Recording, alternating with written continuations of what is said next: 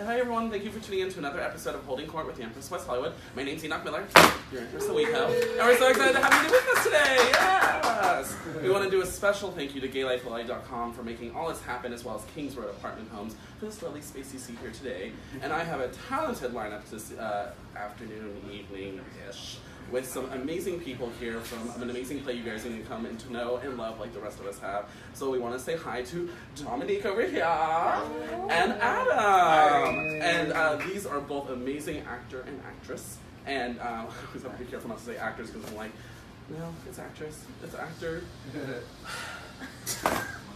Monday on a Wednesday.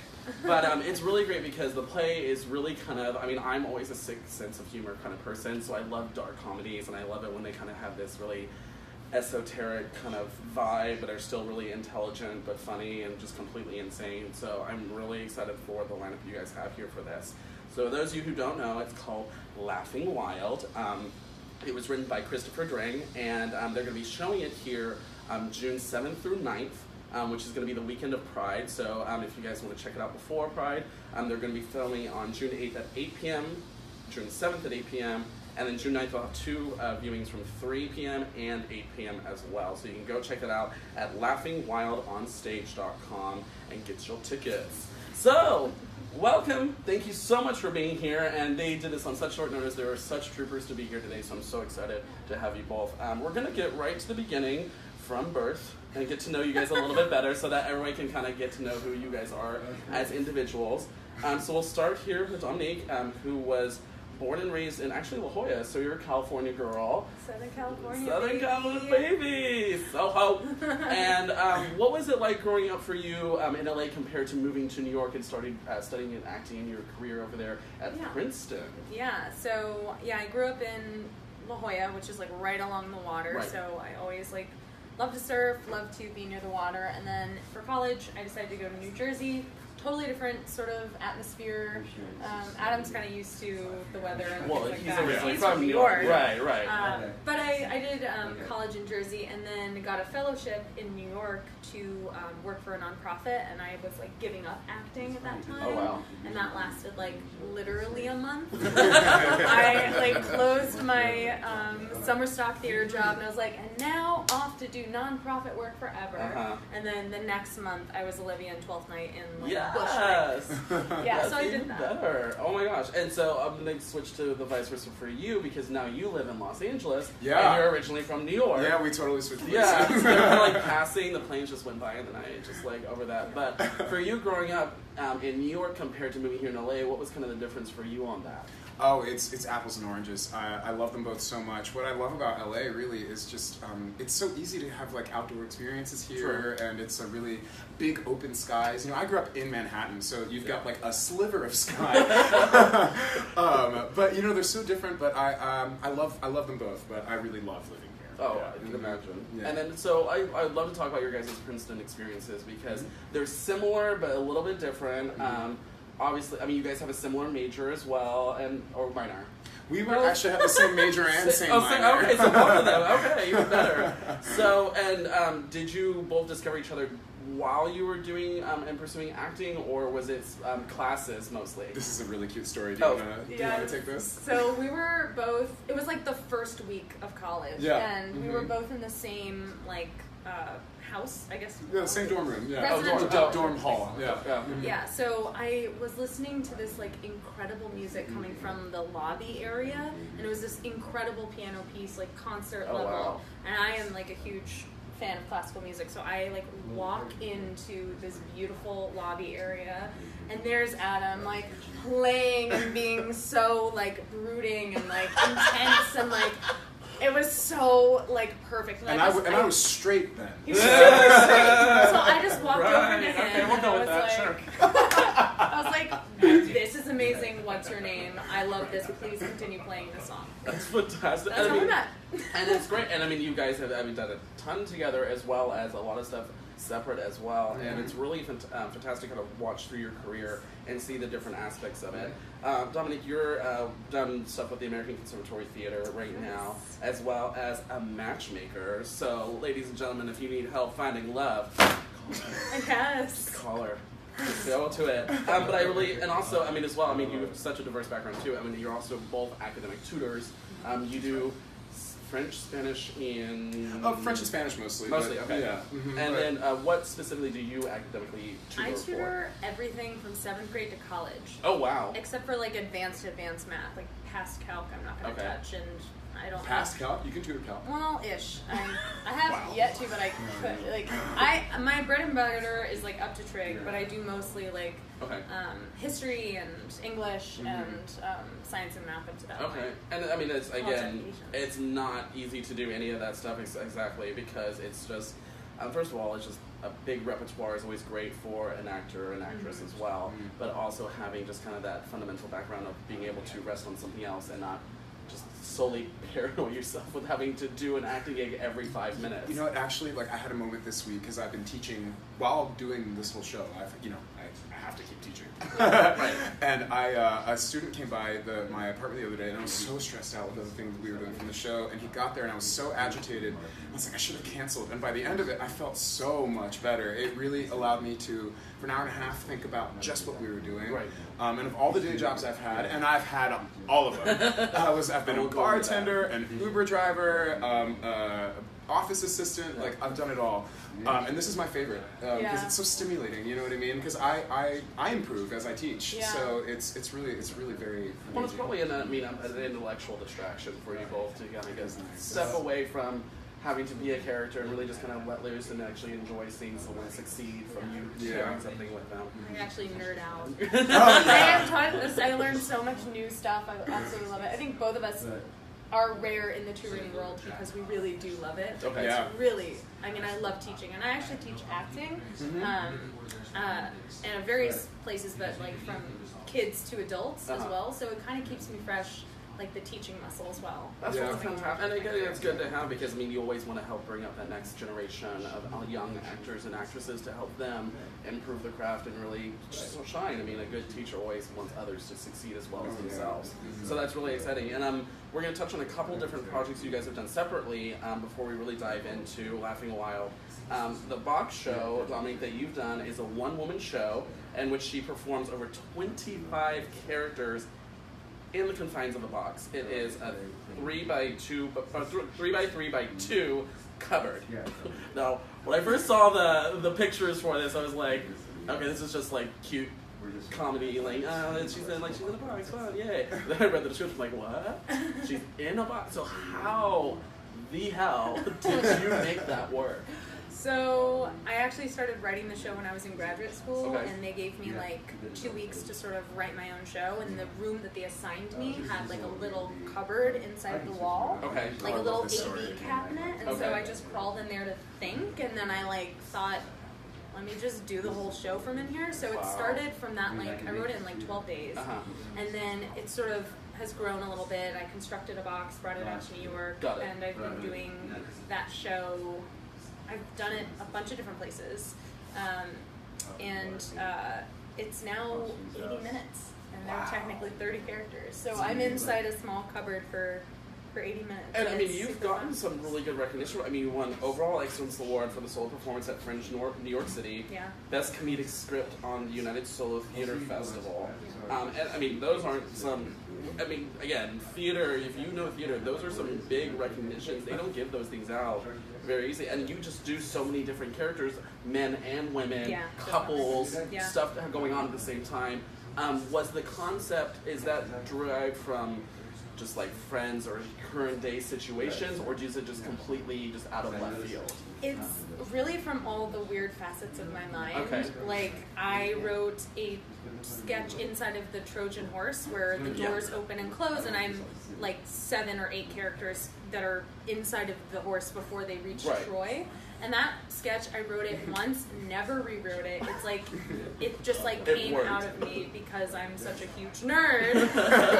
But then there's another one, which is kind of based on real life. I went to a bachelorette party in Vegas, and there was this couple, and there was drama, and so that somehow seeped its way into the show. Which that was the one I was most, because it was a drunken couple mid-fight in Las Vegas, which lost hope I love the Pope. A lonely god, a giantess. Like, I mean, it's. I love the fact that it is so a little bit out there because it's not just like normal situational stuff. It really kind of makes you have to think and envision and kind of imagine with the actress there, like doing all these different things. Which is, hilarious, but also very interesting. And then Adam, you have a really fun one you did back in the day called Half.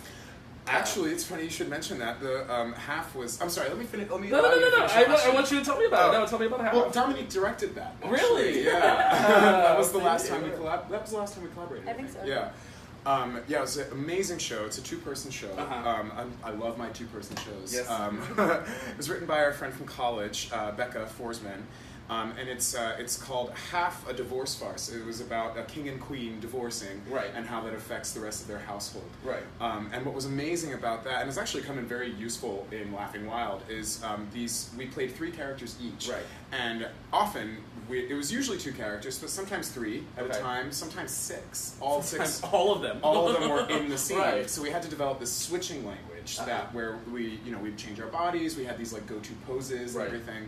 That was the last time that it was originally going to be a reading, and then Dominique read it, and you were like, this cannot work as a reading. Well, it could. It's just like, why do a reading when it would be a great production? Right, exactly. And I love that how it's just kind of like a Charlie Chaplin meets Shakespeare meets RuPaul's Drag Race. Like, it's this really kind of mishmash of characters that, again, plays on this whole like divorce, and it's like the rest of the kingdom is falling apart underneath them from everyone else on the fallout. So it's really interesting with that.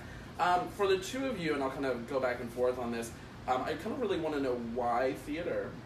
What really inspired you guys? We'll start with you, Adam. What really inspired you guys to get involved into theater? I don't really remember a day where I didn't do it. I do remember my first play. I think it was called it was when I was at my first school. It was called the Magic Pencil or something like that, and I think I played the pencil. I can't remember.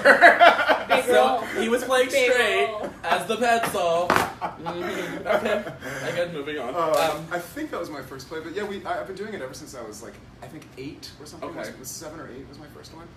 I've always kind of taken breaks from acting ever since. I don't know what really comes over me, but every few years I step away for a little while. So I went from like 8 to 12, kind of left, came back at like 15, 16, and then did it really seriously until I was like 22, took a break.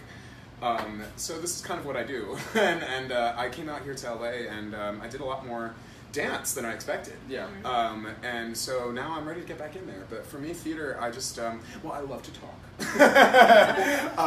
And I love talking when I don't have to come up with the words. Right. You know what I mean? And I've always loved voices, like doing voices as a kid, and doing impressions. I still do them.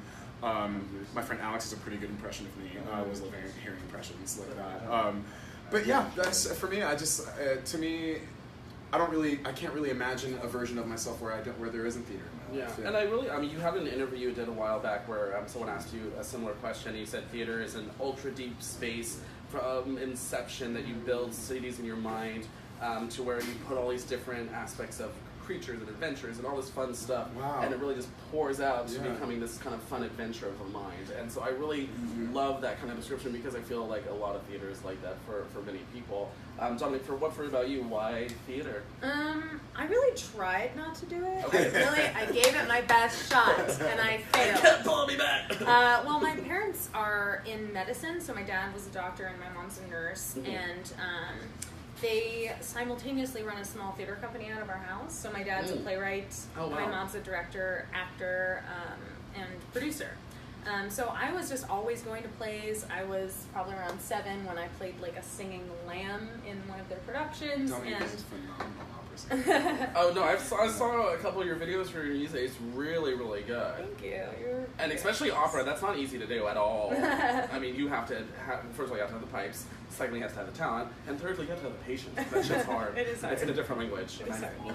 So you're really your parents and your family kind of made it a family affair. Yeah, I just always was going to see plays. Okay. I was always seeing really avant-garde kind of weird stuff when I was a kid, so maybe that like did something to my brain.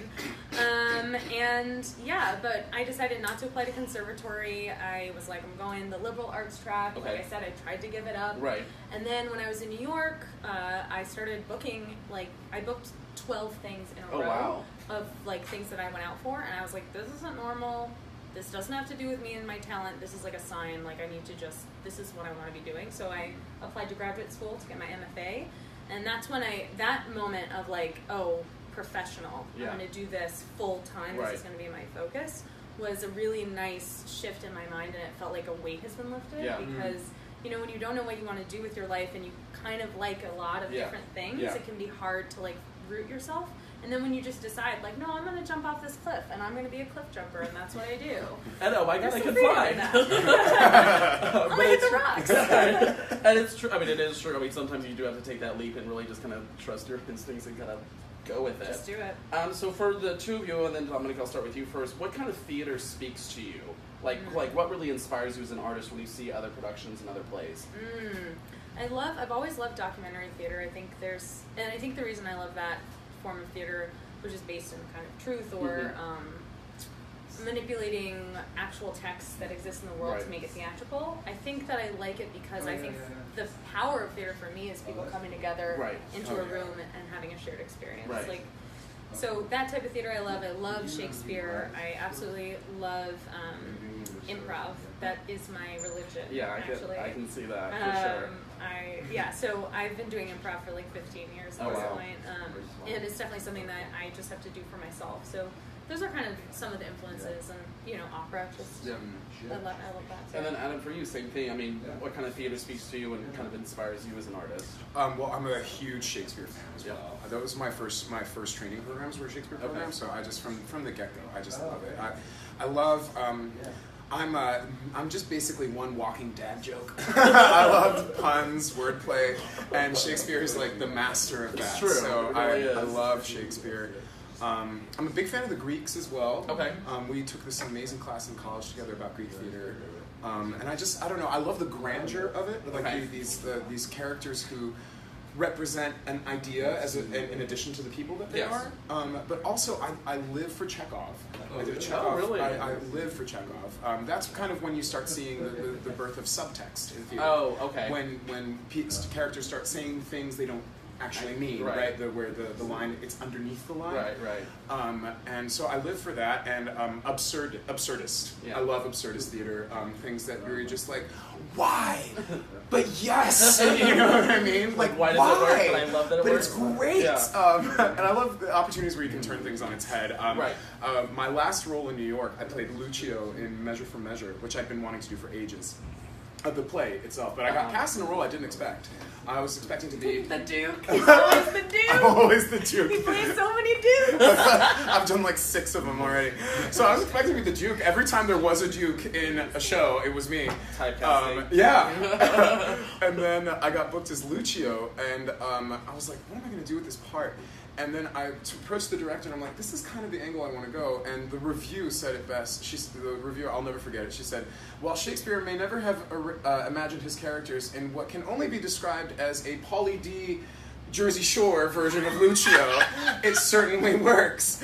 Because I went like total D-bag with it, you know? And I had this big gold chain and this white suit, and I self high-fived. Just like, oh no, I just love when you can take something and totally turn it on its head. So it's a situation in Shakespeare.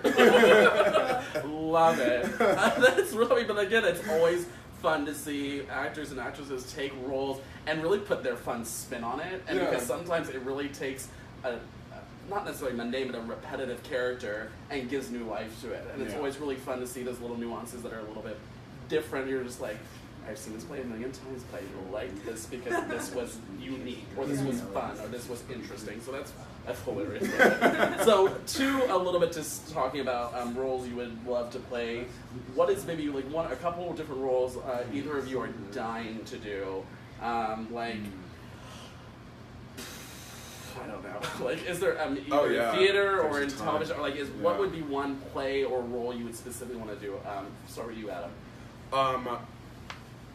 I would really, really, really, really like to do Hamlet. Okay. I did it when I was like 18 or 19. I was too young. I mean, I did it as best I could at that age, but my hair is way too dark. No one's ever going to cast me as Hamlet. No. So I'd love to do that. And honestly, at this point, I mean, Laughing Wild is kind of my dream role. So I'm doing that right now. Right. And I would love to do. I mean, those are the two that come to mind right away. Oh, and if they ever make a biopic about Gavrilo Princip, the guy who shot the Archduke Ferdinand, I'm Serbian. I'm perfect for that. So if any of you want to do a biopic about him, I think I even kind of look like him. There you go. All right, Dominique, for you, what would kind of be a role you'd be loving to play? I would love to play Beatrice from Much Ado About Nothing because she's fierce, but she's also super funny, and that is me. Yeah. I also would be living for Medea. Yeah. I really, really feel Medea. I would live to see you do Medea. That would be hilarious. I would love it. And Lady M, of course. I've done versions of Lady M over the years, and I really, really feel her. And then my secret dream, which I hope by saying out loud the universe will manifest it for me. Thoughts become things, ladies and gentlemen. I want to be in become things. Exactly. I want to be in an action movie. I want to be in an action movie in any role. Like, I would love to be like strange hacker girl who's just in the van the whole time. I'd love to be like person crashing through window, like, or a villain or someone on the good side. I love action movies, so I would do anything. So, dear Thor's people, yes. That was awesome. Please let me do it. No, seriously. So we're gonna get a little dirty. What's your favorite show tune? So Oh my Dominique, for you, what is your you could sing it every day for karaoke. What would you sing? I was singing literally everything today. Can you go first? You go first. Oh, my favorite show tune. Last Midnight from Into the Woods, maybe? You're gay. Yeah, total queen. I was totally not thinking, an Empress, but I was when the queen ain't enough. But because I have a couple. I already know some of the things you said too. On a couple of them, you said something from West Side Story. Yeah, I mean, Into the West Side Woods. Story is my absolute favorite. I was in it last year. But my favorite song from West Side Story is actually one of the instrumental parts. I was really. Yeah, the dance at the gym. That's my that is a cool one though. Yeah. It really is. What about would you ever do something from like just space out, not Seven Brides for Seven Brothers, but like something a little bit more older and kind of like classic, like old theater. Ooh, or love me some Cole Porter. Ooh, okay. Yeah. That'd be really fun. Like Guys and Dolls, I think that'd be a lot of fun. Okay. Luck Be a Lady, that's a great song. Anything from like a Chicago or a Streetcar Named Desire. Oh, I love like Chicago. Okay. Again. Okay. Got it. Chicago. I love that. I love that movie. All right, back to you. Okay, No. I love Into the Woods. I Okay. absolutely love it. I think that there are different categories. So like, what would I be cast in versus what would I want to like belt out at the top of my lungs? And like right now, I'm really living for First Burn. Okay. You know that it was released. It's off the Hamilton Yep. soundtrack, but it's the first version of that Oh, song that he ever wrote. Okay. And it has 5 of the girls playing Eliza right now doing it, and Wow. I listened to that for I think 2 hours, like yesterday. Like if you cumulatively like tallied up the times that I listened to it and added it all together, it would probably be 2 hours. I picture you in a room for 2 hours just sitting. Singing along. So I'd like to ask you on what you guys kind of see as the progressional trend of theater and more theater to a more broad audience, like something like Moulin Rouge or The Greatest Showman, that have now really inspired people to appreciate musicals in theater again. What do you feel has been the progression from maybe 10, 15 years ago to where it is today? Has it been slow to kind of be more prevalent in the minds of people as a regular thing? Because, I mean, especially here in LA, theater's not very prevalent. It's mostly film or television or stuff like that. New York, obviously, it's a lot more well accepted and actually put on. I mean, obviously, Broadway is there with everything with that.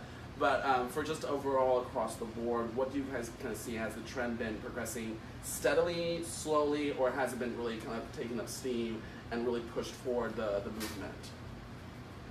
Who wants to tackle that one? Well, I did see a really fascinating play not too long ago, The Curious Incident of the Dog in the Nighttime. Okay. And that one was, it was spectacular. It really was amazing. And what I have definitely seen, because when I did a show off Broadway that kind of did this too, people are really living for like mixed media right now, where stage is incorporated with projections and filmed sequences beforehand and choreography and like A Curious Incident had this like digital wall where they would create like maps and subway cars. Wow. It was really amazing. So I think the biggest trend I've seen in theater in the last 10-15 years is bringing technology into it, because there's just so much cool stuff you can do with tech now for not that expensive. I mean, in the grand scheme of expensive.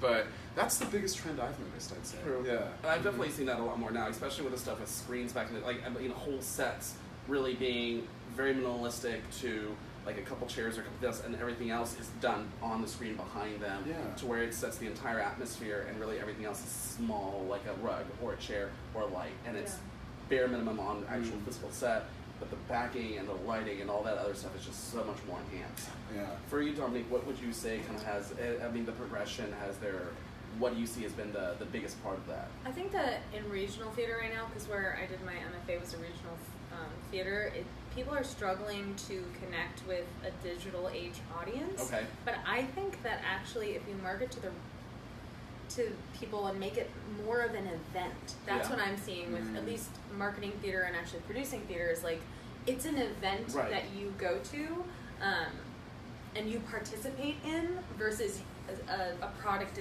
that you consume. Got it. That's what I think makes theater different, and I think that theater companies that can really accentuate that and like make it a lived experience for audience and performer, and make it the shared unique thing that an audience member can come away from it being like, whoa, that was like so unique and I was so a part of it.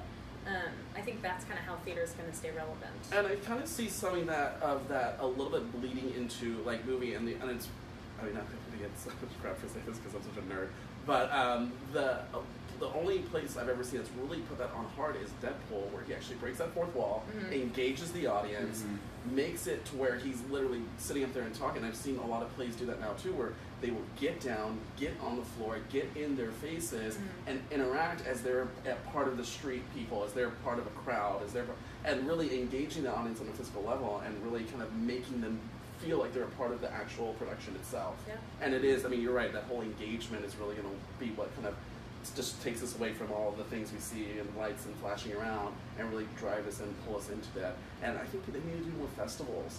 Like, make it to where it's not just this 1 6-hour play, it's a bunch of different things, and really kind of takes around this tour of theater from different genres and aspects and different parts of it, from traditional to avant-garde to whatever in between. There's so much of it. Also, I think a big part of that is, it's so funny to me that theater has such a, like, for so long has had this reputation of like, lame. You know what I mean? If you tell people, you know what I mean? If you really tell people, like, there's so many great scripts out there. Yeah. You know what I mean? And if you tell people, like, this one, like, Laughing Wild, I mean, this script is so engaging to me. Like, I tell people, like, a few lines here and there from it, they're like, oh, wow, that's funny. Yeah. You know?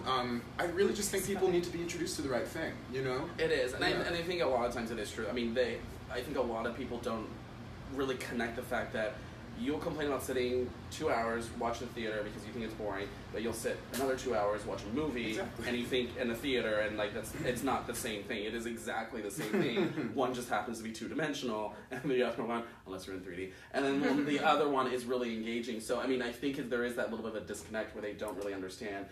Find something you enjoy, engage. I mean, want to see something funny. Not all theater is dramatic. Yeah. But I mean, it is. You're right. It's trying to get them to really not see that there's a disconnect between the two. Yeah. Since we've been talking a little bit about movies, if you were to have someone play you in a movie about yourself, who would you want it to be? Dream, or who would actually get the part? Oh no, just who would Meryl. Okay. Obviously Meryl. If you're gonna say Meryl Streep, then I'll say Stanley Tucci. Okay. Or Oliver Platt. I love okay, so who would you actually cast then? Who would I actually cast? Oh, that's a really tough one. I can tell you who I think. Yeah. I totally would see you getting a good, like, Hugh Jackman to do it. Oh, that is the obviously best compliment I think I've ever received. I mean, well, it's not what he would want to do because first of all, he can actually sing, dance, and act. Yeah, you guys have a lot in common. And actually, we're from. My parents are from Western Australia, and that's where he's from too. Exactly.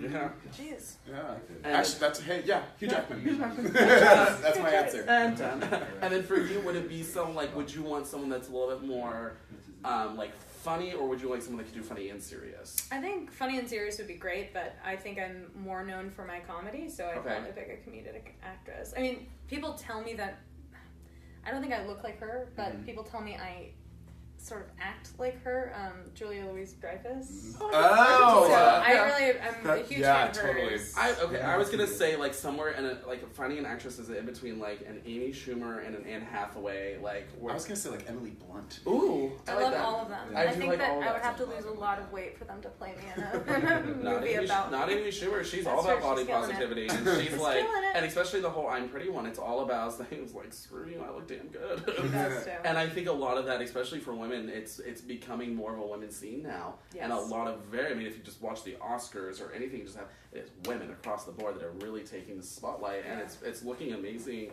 and it's just really becoming this whole celebration of both men and women really showing their empowerment and just doing what they love to do. So it's so exciting to that, dude. I love it. Okay, what show do you usually kind of guilty pleasure like to binge?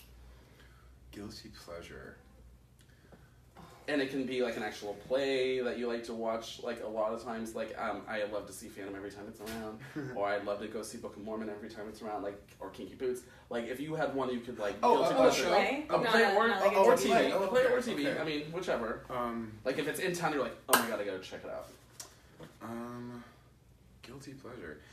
I guess I'd have to throw it to Chicago. Okay. I just totally nerd out for Chicago, and I love any musical that features a lot of dance. Okay. So that's why West Side Story is my favorite. Got it. And I'd see that. I would watch that every single day if I could. So West Side Story, Chicago, Newsies, things like that have a lot of action. dancing kind of going on. I just with it. live for dance. And then for you, Dominique, what would you kind of binge out on? My show that I binge out on is The West Wing, and I haven't watched it recently because the political climate gets me down, and it makes me very sad to watch The West Wing now. But I've watched it 6 times through because I love the writing and the acting. Really oh my gosh! But I think there's a play that I saw when I was a kid. It's called Irma Vep, and if you ever get a chance to see it, it's 2 actors who play 6, 7 parts maybe. Oh, wow. And it is hilarious. It's a Ludlam play. It's really, really good. Cool. And it's super wacky.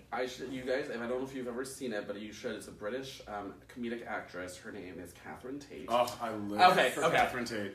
She had the same thing. It's very similar to what you do. It's a one-woman show, and she does all these different little 1 or 2 minutes little clips of all these things, and I lived for that. It was hilarious. Okay. I love that show. All right. I'm going to start talking about you and talk about your real project of why we're here, which is so exciting, and it's coming up here in just a couple weeks, which get your goddamn tickets, people. Get them.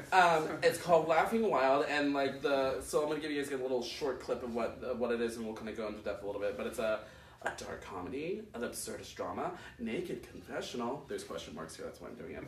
Laughing Wild is nearly impossible to categorize, though its vulnerable confessional format and drop off a dime switches from high to low. Laughing Wild is a fascinating journey through the minds of 2 complex individuals, trying their best to overcome adversity and laugh wild amidst severe woe. It's just too difficult to be alive, isn't it? And I really love that description because it really is. That just encapsulates everything of what this play is about. So, Adam, this is a little bit of a passion project for you. Oh, yeah. Coming up with this. It's written by Christopher Drang. What really inspired you to grab this by the reins and really just kind of put this together to make a full-length production with it? Well, I was just immediately taken with the script in college. I came across it in Annie's acting class, remember, sophomore year? So someone brought in a piece from it, and I just fell in love. And I went up to her and I said, "What is that play? Please tell me I need to go read it right now." She's like, "It's Laughing Wild, Christopher Durang." And then Rob Grant, another friend of ours, he's like, "Oh, I'm doing that for my thesis this spring." And I was like, "Can I please audition?" And he goes, "Well, no, it's 2 people and it's already cast, so no, you can't." I'm like, "Damn it." This is not an attempt because it's actually happening, but there were 3 failed attempts to do this before. 2 in New York and 1 here that just never took off. Right. I've just wanted to do it for so long. And this particular version was born over brunch. Oh. I'm so gay. Yes, I am. So Lovell, our director, came over for brunch, and Lovell, we've all known each other for 12 years. He was also from Princeton as well. That's right. So it's a Princeton groupie, which we love. And I threw it out because Lovell had directed me before, and I loved working with him as a director. So I was like, "Would you?" I've told him I'm dying to do Laughing Wild. Mm-hmm. Would you be interested? And he said, "Yes, I would. Let's do it."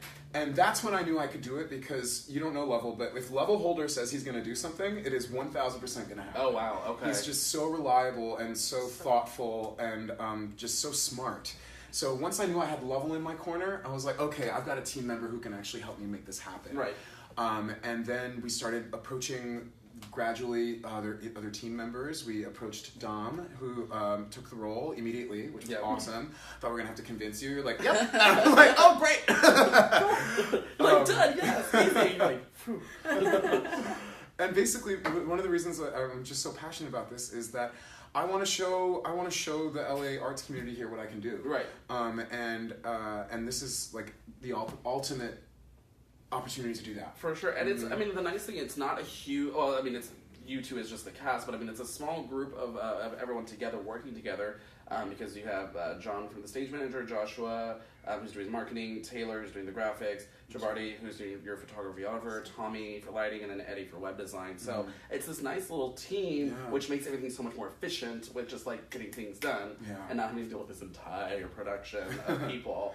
And I think it's just exciting because it is. LA really, well, and also an LGBT artist as well, doing something that kind of plays a little bit to the LGBT community, and kind of showcases that, because, I mean, again, it is so hard for the theater scene to really have something beyond just like the Fringe Festival, or beyond something that's just kind of little like expected. And I like this goes a little bit out of the box of the LA norm for what plays have been. So you kind of got this together, you're building the team, you've got her on board, so you know you're set. What kind of really went next to trying to get this to come to fruition? Well, I think our project is worth. I think it's worth your time and support, because the message we're bringing is a really good one. It's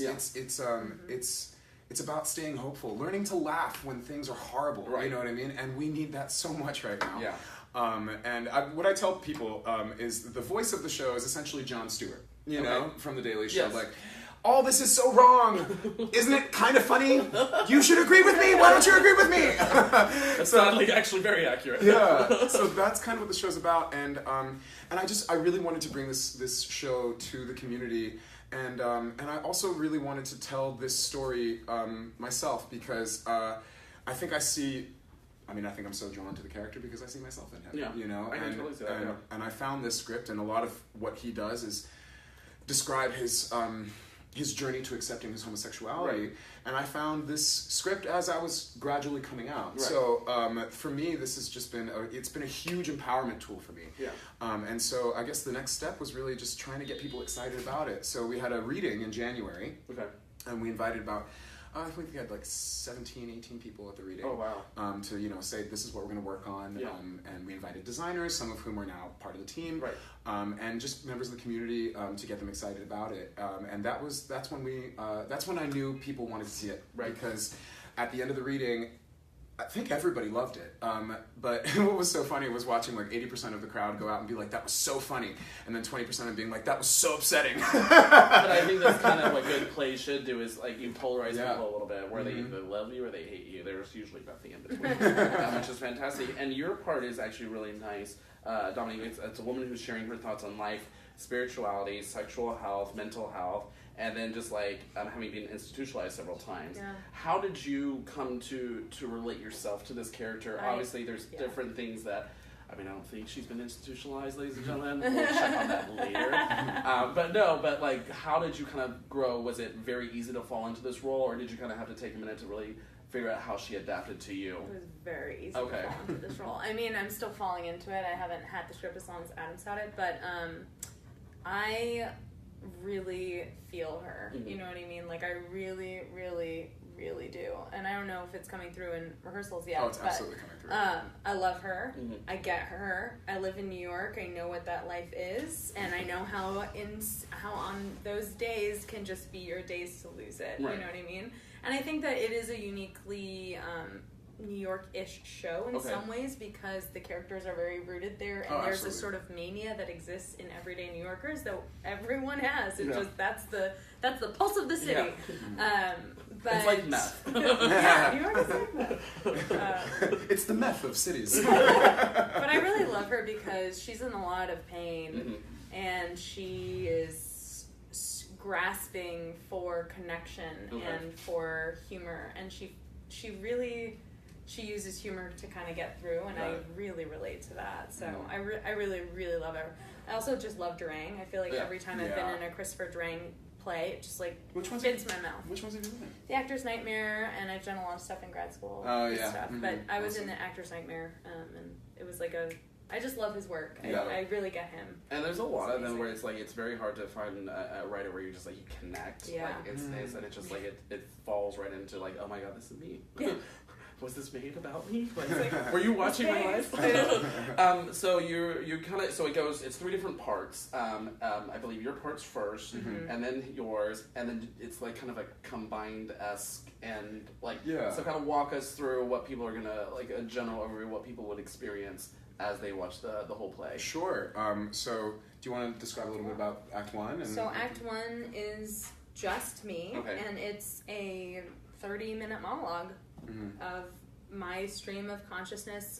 Of she kind of takes you on a ride, on an experience that she doesn't know quite where we're going, but she's going there full throttle, and we're all going with her. Absolutely. And I'm all going to hell, and I'm taking you with me. It's like, I didn't know I was going to talk, but now that I am, this is the thing.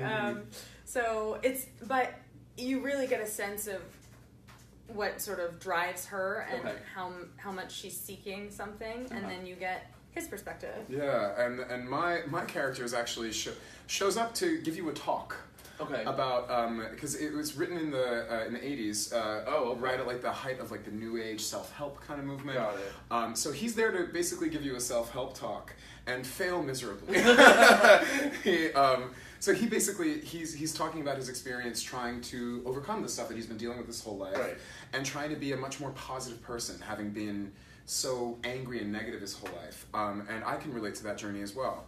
And so that's kind of what Act 2 is about.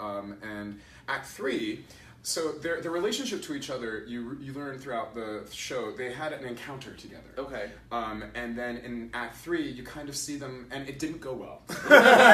Their one encounter did not go well. And then they talk about them in their individual parts. And then in Act 3, it's kind of us slowly inching back towards each other in a dream sequence.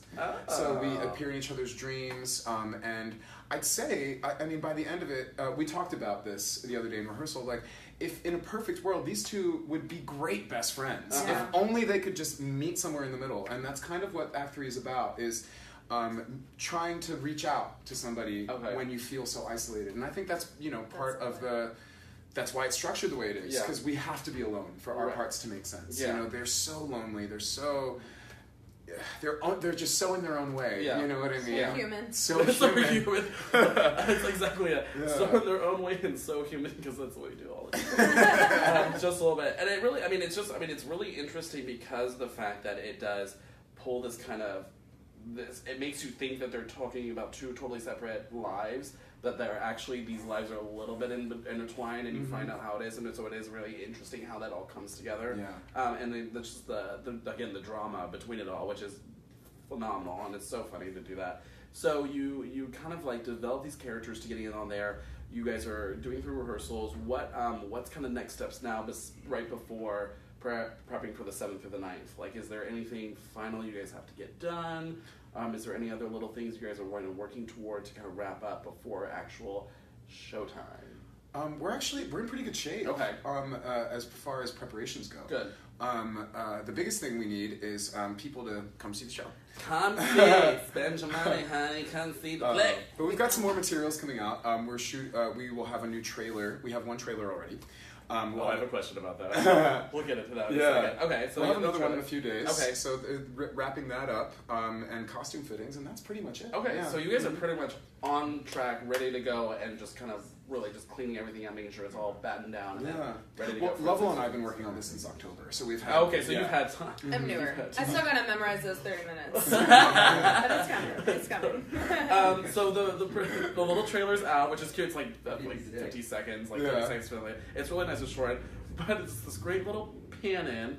You're like in this supermarket thing. You're coming in. You've got a man standing there holding something. You zoom in. It totally looks like they're zooming into your ass. By the way, at the very beginning, we're just like, are we going there? Oh my God. Oh no, it's gonna pan this way. And you land on a can of Bumblebee's solid white albacore. Mm-hmm. Now, what the deuce do you? Is this kind of the whole? Do you want to take this one, Dom?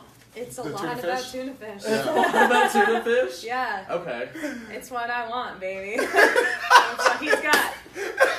That's the whole play, guys. That's actually a really, really good answer. And the only thing I can say to that is gagging. Oh, that's even better. And so I love the simplicity of it all because it makes you really go, what the fuck? That's exactly what we wanted. Excellent. And it's great because you can tell it's what you wanted from the reaction, and I love it. I was sitting there like, I had to stop it, rewind, pause, and be like, what does that say? Tuna? Okay. I love it. Okay, so it's what she's wanting, it's what he's got, and it's how she's gonna get it. That's party. That's actually a really wonderful description of the show. But it's okay, so that's really it, actually. I have nothing else to say. And for that, we're done. No. So they're coming forward, and really, after this, you have a ton of things in the works that you're really looking to start going like full steam ahead right after, or are you kind of got some ideas and then you're going to kind of flesh them out afterwards? Like, kind of what's your next steps for production for a new for stuff? Adam Ziv Presents, which I didn't realize I was starting a production company, but apparently I have. Surprise! Surprise! The second show for this year for me is going. Well, I'm gonna take all of June once we're closed. I've been working on this since October. Oh, so June I'm gonna take for me. Yeah. And then July. Well, I'm still gonna work. I'm just not gonna do any shows. And then probably in the end of the summer I'll start developing a piano concert. Oh, nice. That I'll probably do sometime in the winter. I feel like that's when people get in the classical music kind of mood, Nutcracker, etc. So that'll be my second one, and then I think in the spring of next year will be another play, probably a small cast, maybe 3 or 4, and probably something totally different, like drama, maybe even a foreign piece. I'm not really sure.